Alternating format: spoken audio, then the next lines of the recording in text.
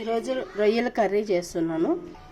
ముందుగా రొయ్యల్ని ఉప్పు పసుపు కారం వేసి నానబెట్టి నూనెలో వేసి ఫ్రై చేసి పెట్టుకున్నాను.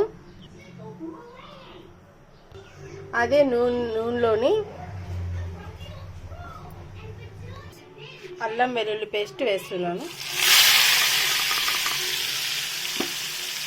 అల్లం వెల్లుల్లి పేస్ట్ ప్లస్ ఎర్రగడ్డ పేస్ట్ రెండు వేసి వేయించుతున్నాను.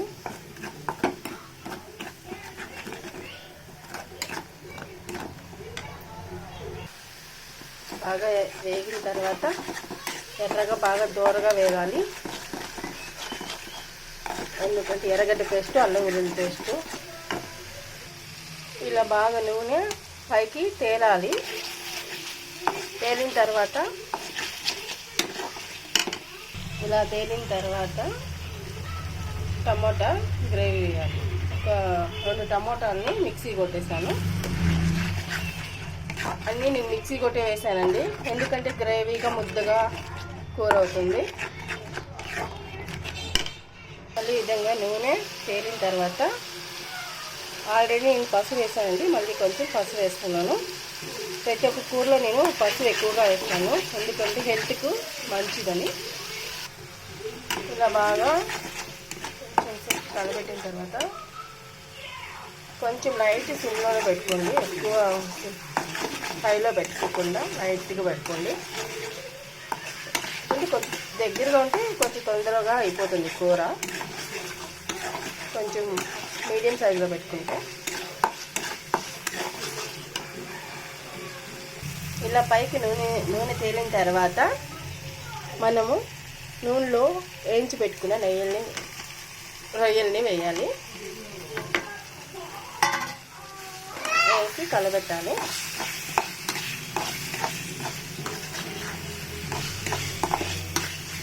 ఒక 2 మినిట్స్ దీన్ని కొంచెం సిమ్లో పెట్టి వదిలేయాలి. రొయ్యలు వేసిన తర్వాత 2 పచ్చిమిరపకాయలు కోసి ఇట్లా వేసేయాలి.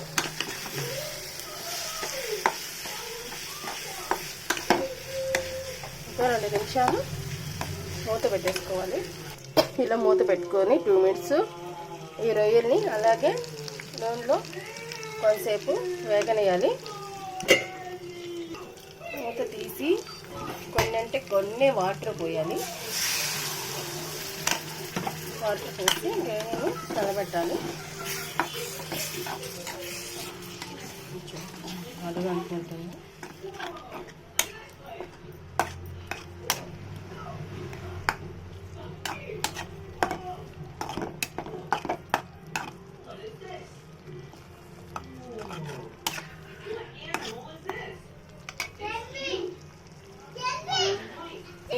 అలా నీళ్ళని ఎగిరిపోయి కొంచెం ఇట్లా నూనె మాదిరిగా రావాలి. వచ్చిన తర్వాత కొంచెం కారం వేయాలి. 1 స్పూన్ కారం పడుతుంది. కారం వేసిన తర్వాత మంచిగా కలపాలి.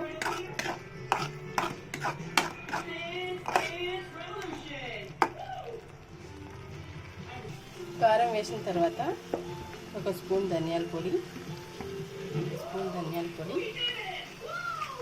గరం మసాలా కొంచెము. దీంట్లో నేను టేస్ట్ కోసం చికెన్ మసాలా కూడా వేస్తున్నాను. చికెన్ మసాలా కొంచెము ఇలా కలబెట్టాలండి బాగా.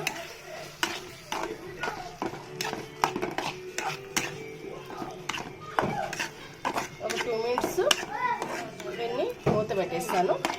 2 మినిట్స్ మూత పెట్టేస్తాను. దీన్ని ఉప్పు లైట్గా ఉప్పు వేస్తాను లాస్ట్లో.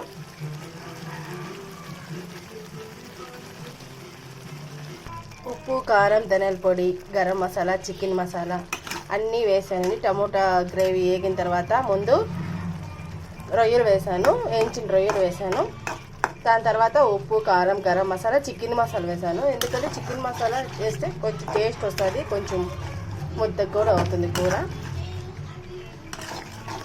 ఇంకా ధనియాల పొడి అంతే అండి, అయిపోయింది. లాస్ట్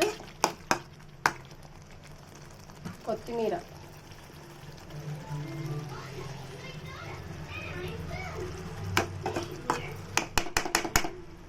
వేసేసాను. స్టవ్ ఆఫ్ చేసేసాను.